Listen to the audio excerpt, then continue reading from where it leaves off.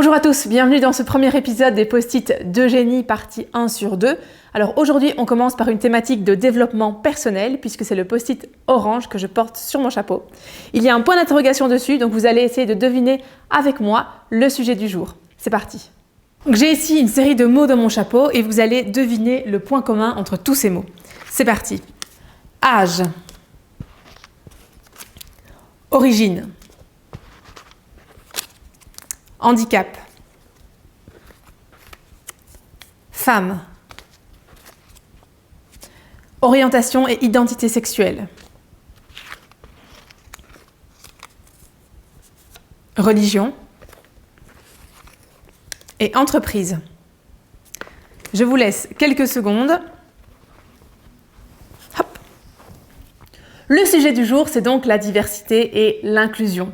Mais quelle est la différence entre ces deux termes finalement ?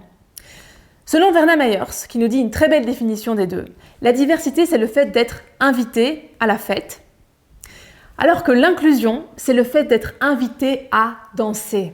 Donc vous pouvez l'entendre, dans le terme d'inclusion, il y a quelque chose de beaucoup plus fort, il y a un mouvement qui va vers autrui, qui va vers la différence et qui met tout le monde au même pied d'égalité. Quels sont les avantages d'adopter une politique inclusive en entreprise ?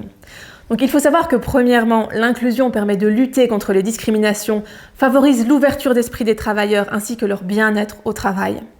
Elle permet de favoriser la créativité et l'innovation. C'est aussi un facteur d'amélioration de performance pour les entreprises. Et enfin, elle diminue le turnover en retenant les talents. Vous l'aurez compris, l'entreprise de demain est inclusive. Oh, joli!